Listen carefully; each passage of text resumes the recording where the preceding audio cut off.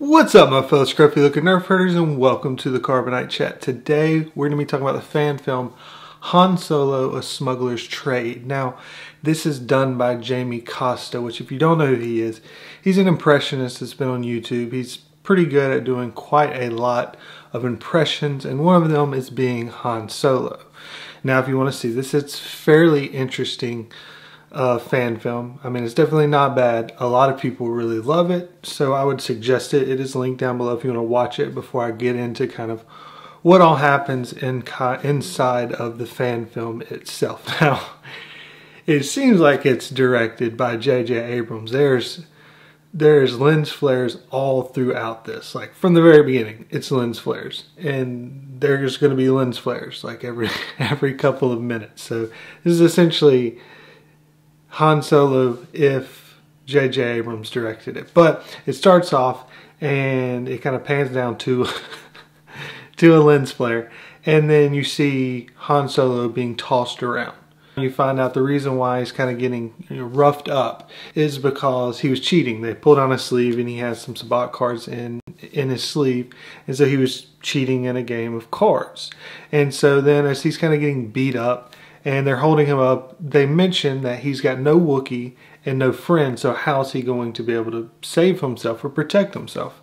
And in this kind of hints that where the scenario is, where his life is at this point, and he doesn't seem to take it very well that this character says this, and he kind of fights off, and then they end up getting in this kind of skirmish on the ground, and then he's finally kicked out. But once he walks out, he kind of gets this little smirk on his face, and he pulls out a lightsaber. So kind of a reference to the Legends stories where he was kind of trained up to be a pickpocket as a child, and so it kind of references that he was able to pickpocket the lightsaber. This is where a lot of people in this talk about how he should have been the one picked to be Han Solo. I don't agree with that. One of the reasons, and it may be because I've seen his other impressions that he's done, and he's very good at doing a Robin Williams impression.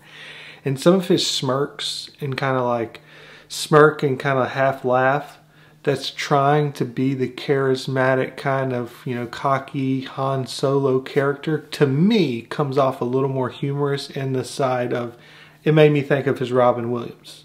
Because he makes that face when he's doing the Robin Williams impression a lot. So for me, there was a few moments in this that were really, really spot on Han Solo. He did really well, and it was clearly that they set it up to look like a moment that we had seen from Return of the Jedi, and him talking, and it's played off fairly similarly. Very well done, but it's up and down for me, and it's more obvious that he's trying to do an impression. He's not as good of an actor. But so for me, what I'm comparing him to is basically the person, my mind is blanking on his name now. He played in Age of Adaline. He played a young Harrison Ford in Age of Adaline, however you say it. And I think he should have been the Solo. It's tough to compare when that character's not playing Han Solo, but playing a young Harrison Ford who is Han Solo. He did an incredibly good job. Anthony and Gruber, that's his name. Anthony and Gruber. I think Anthony and Gruber should have been the choice, without a doubt. Anthony and Gruber does have some acting chops. He has acted in bigger films. Jamie Costa is more of a comedian and an impressionist, and that's why a lot of what happens in this, in my opinion, comes off a bit more humorous than Han Solo would play it. I think Han Solo is in humorous situations, but it's more played straight. But I felt like some of these, and it may be because I've seen his impressions again. Again, it's a fan film, so I'm not trying to judge it, just give my opinion on it. Because a lot of people in the comments, you begin to look down the comments. I didn't look through all of them, but I looked at it somewhat. And everyone was like, you should have been Han Solo. You should have been Han Solo. But I think he's more of an impressionist, and I don't think he could have done it. I don't blame Star Wars for not picking him for this, but I do blame them for not picking Anthony and Gruber. But anyways, moving on. After that kind of smirking, he's got the lightsaber, and you see what he was there for.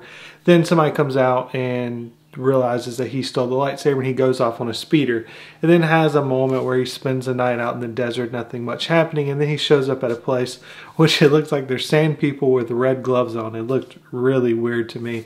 But he gets inside, and they're just kind of like, it sounds like a person that the Aftermath novels talked about, where it's this, you know, acolyte of the beyond kind of character, someone that's obsessed with the Force. And this is where, with some of the other characters, the acting's not real great. It's kind of elevated up, and the acting's a little, you know, rough. But anyway, it's a fan film. And so it's going through, you get a few more lens flares, and he shows up, you see Chewbacca in a cage. And he's essentially trying to bring the lightsaber as payment to get Chewbacca out of the cage. And the guy begins to talk about how, you know, Han doesn't respect the Force. And, you know, this guy kind of like worships the Force. He's got a Revan mask that he was holding up to his face beforehand.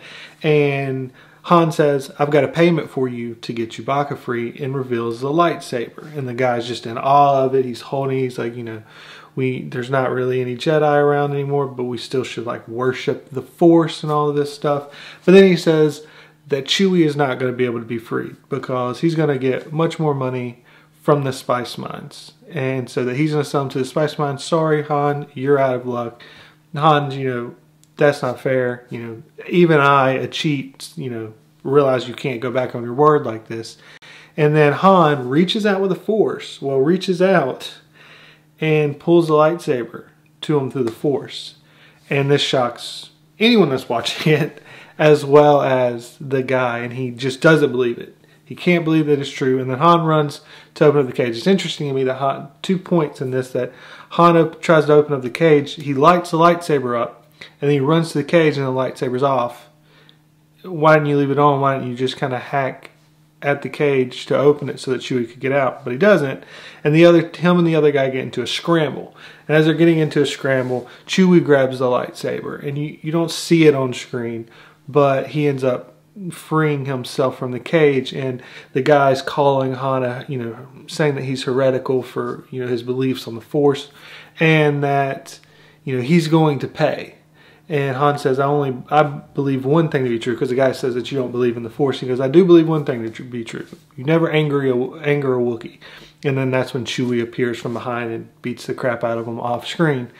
And that's when Han begins to walk out, and it's revealed that Han kind of pulled a trick. That he says, you know, Chewie's like, are you a Jedi? And he goes, no, I'm not a Jedi. He goes, you don't have to be a Jedi to do that. You just got to have a few tricks up your sleeves. And he pulls down his sleeves, revealing that he had like a magnet that would pull the lightsaber back to his hand.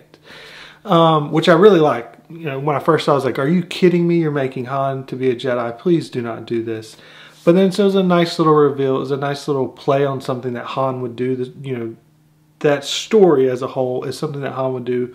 I think it was done fairly interestingly, and I liked kind of the way it was paid off at the end with the reveal. The problem is with me, and again, it's a fan film, but it was done fairly high quality, and I would imagine much more than just like, you know, if me and some friends shot one somewhere or something like that. So I do kind of compare it a little bit higher, but you had the moment where he turned the lightsaber back off. The lightsaber was the crappiest looking lightsaber you've ever seen in your life. But when he's fighting and scrambling with the guy, his sleeves come up. Both sleeves come up. And there's nothing there. I watched it twice. And so the first time you don't notice it because you don't know anything's supposed to be there. But then he pulls the sleeve down to say you got to have a trick up your sleeve. And he's got like magnets right here. But when they're fighting, it's not there. So that was just kind of like a, you know, whatever. But overall, one of my favorite parts was the very end, the back and forth between him and Chewie. I actually would prefer more to see like a sequel to this and see him and Chewie going back and forth. The Chewie costume was really, really good. And so I actually liked the whole back and forth. I thought that it worked well. It worked much better for him when he's just kind of playing back and forth, and it's a more casual thing than the rest of the film. And it wasn't bad. He's not like terrible, but he shouldn't be Solo for the actual movies done by Lucasfilm. I mean, that's just my opinion.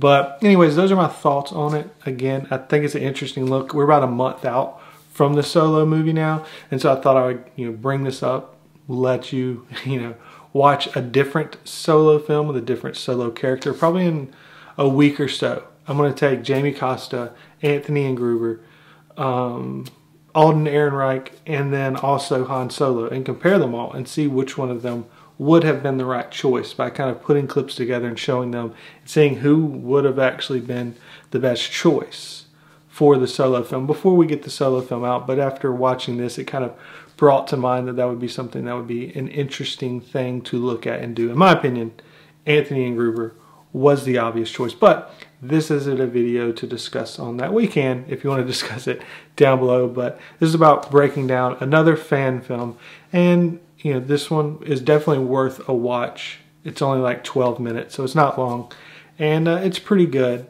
It's not how some of the commenters in the comments of that video make it out to be. It's not the best fan film that's ever made. It's not for sure Han Solo, that he's like the perfect Han Solo, but it's a pretty good, it's good for a fan film of Solo. It wouldn't be good as if somebody said, this looks like it's an official short release from Star Wars. No, it's not. Well, maybe the more recent, I wouldn't say that. It's not as bad as the recent Star Wars, but it's not as good as real Star Wars. Anyways, those are my thoughts. I look forward to hearing your thoughts down below. So thank you very much for watching, and never forget, you Nerf herders, I love you.